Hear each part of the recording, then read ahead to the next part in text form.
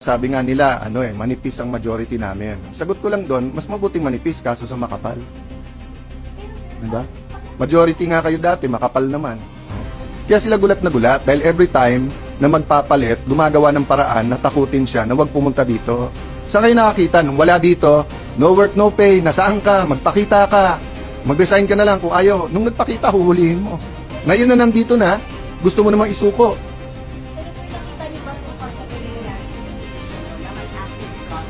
I don't wanna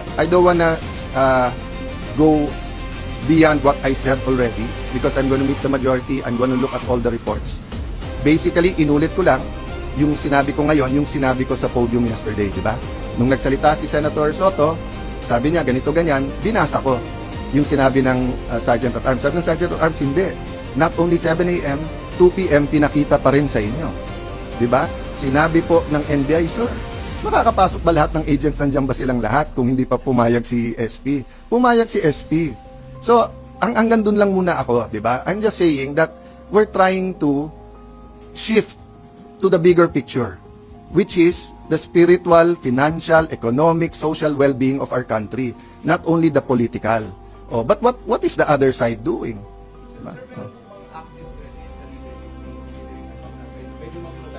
We will assume that, di ba? Sabi nga nila, manipis ang majority namin. Sagot ko lang doon, mas mabuting manipis kaso sa makapal. Di ba? Majority nga kayo dati, makapal naman. Oh. Sabi niya, manipis ang majority namin. Oh. Oh, di ba? Okay. So, at the very least, yung pinaka-respeto natin sa kapwa senador, makapasok ka, you can use the facilities of the Senate, hindi ka sinusundan ng CCTV, hindi ka threaten, hindi nag-iimbento ng mga accusations sa kapwa, di ba? Hindi tinatakot yung kasama mo sa majority.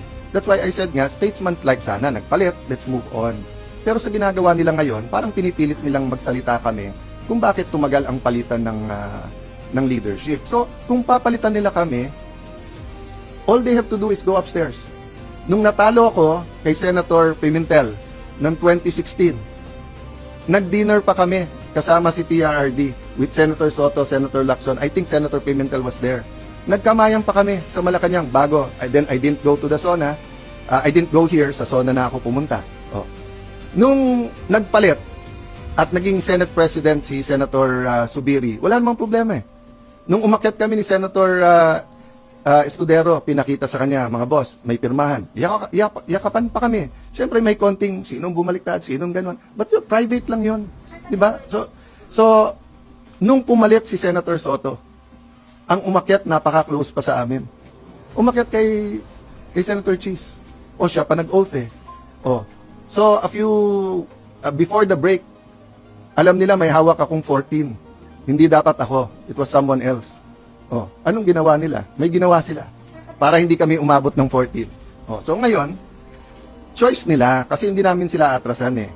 Pero sana isipin nila yung mga pulis na sa labas. Sana isipin nila yung oras nyo sa news.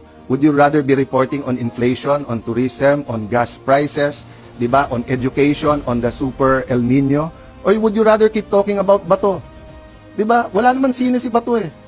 Hindi naman box office yung kay Bato. So may legal issue. So let the court decide. Can't we move on from that? Diba? We're meeting right after with the acting majority leader. There's always a threat. Lalo nga ito na mainit ang politika. And I'm ready at any time. I didn't ask for this. If natuloy yung ating palit ng leadership bago nung break, hindi ako ang Senate President. Kung hindi ako tumulong kay Senator Cheese, hindi din. I don't want to discuss na yung each and every member nga. Kasi nga, let's face it, di ba? 24 lang kami. We have to work with each other. And the problems facing our country doesn't have political colors. Yung 7% inflation ba, kulay green ba yon, or kulay yellow, or kulay red? Hindi.